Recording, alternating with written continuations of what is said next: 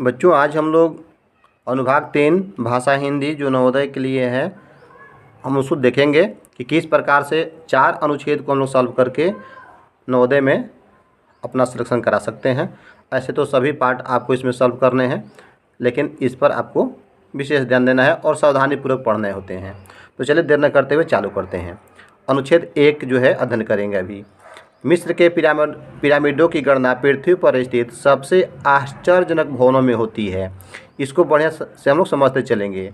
इसका निर्माण लगभग 4500 वर्ष पूर्व हुआ है और मिस्र के निवासी इन महान पिरामिडों का उपयोग फराओं अथवा राजाओं की कब्र के रूप में करते थे।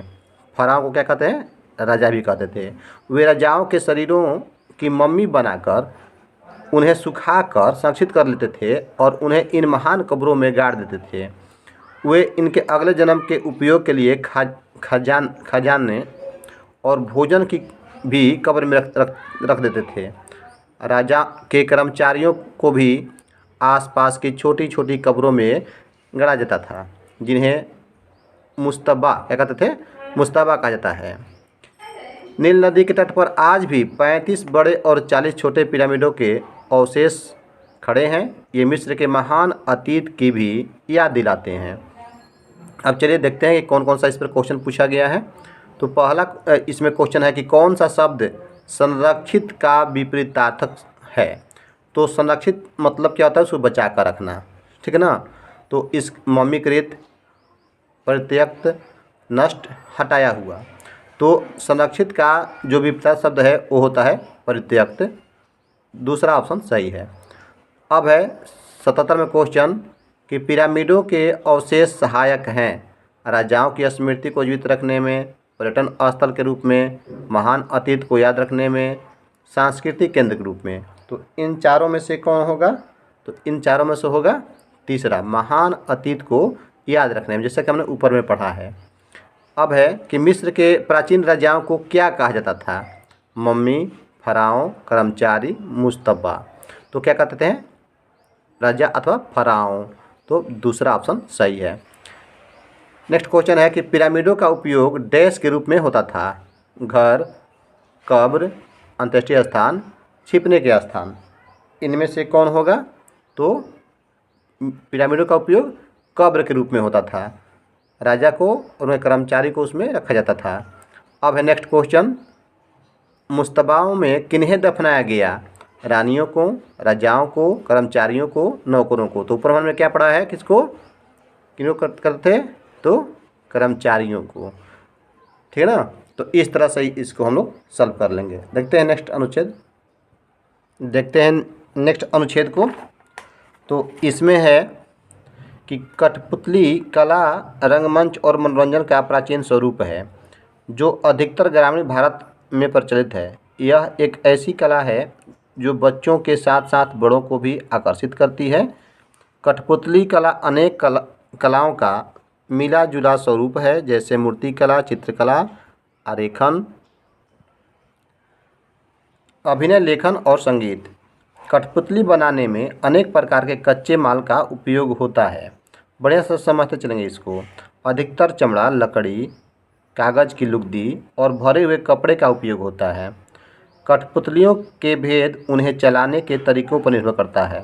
कठपुतलियों के भेद कैसे निर्भर करता है? चलाने के तरीकों पर, जैसे हाथ की कठपुतली, डोर वाली कठपुतली, छड़ वाली कठपुतली और छाया मंच। भारत में कठपुतलियों को ईश्वरीय माना जाता है और कठपुतली कलाकार उनका बड़ा सम्मान करते हैं।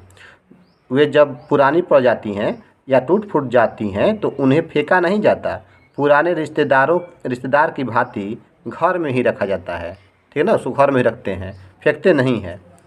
तो चलिए देखते हैं इसमें कौन कौन सा क्वेश्चन पूछा गया है।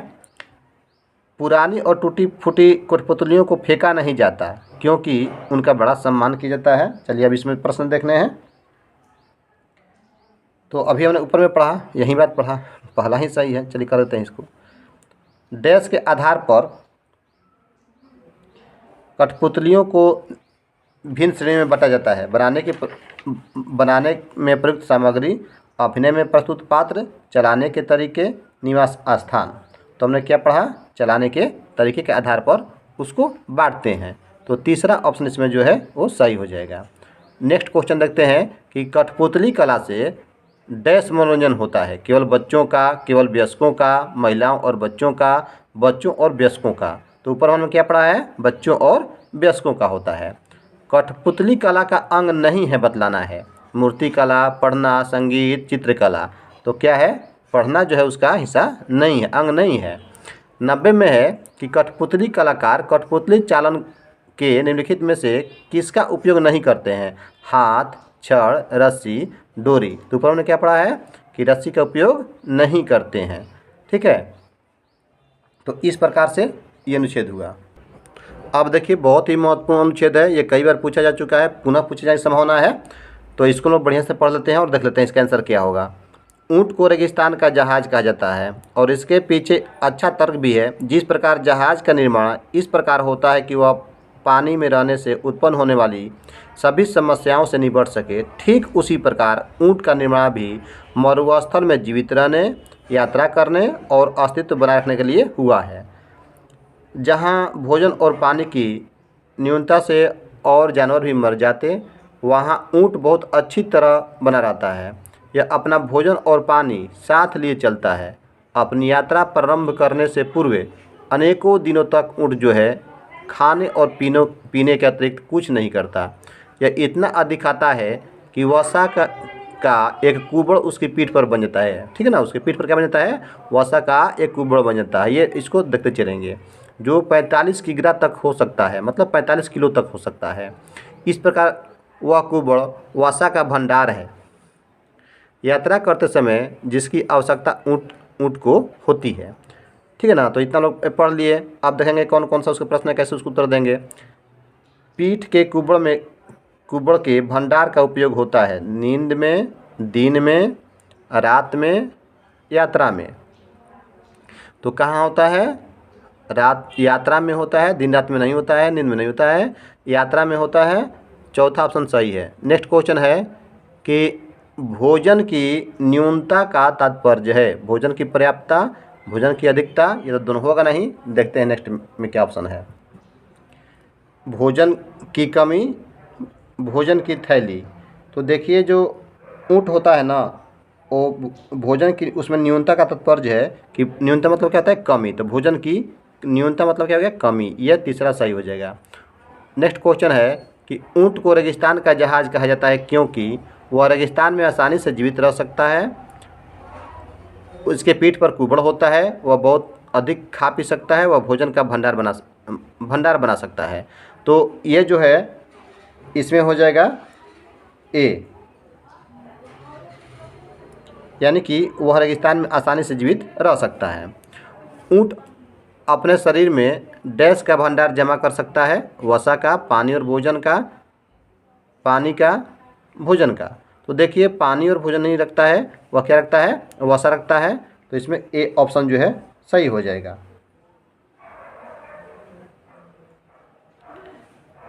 नेक्स्ट है, चलिए इसको सुधार दें। शरीर में कह रहा है, सॉरी शरीर में कह रहा है, तो ये पानी होगा इसमें। ठीक ना, पानी को रख सकता है, वसा को तो कुबड़ में रखता है ना जी। चलिए मिस्टेक हो गया, थोड़ा सा सुधार लीजिए, पानी को रखेगा। अब है कि ऊँट के पीठ पर कुबड़ भरा रहता है, तो वसा से, पानी से, भोजन से, दूध से। तो इसमें जो है ये हो जाएगा आपका वसा से, इसमें होगा वसा से। ठीक है, तो इस प्रकार से ये जो है हुआ।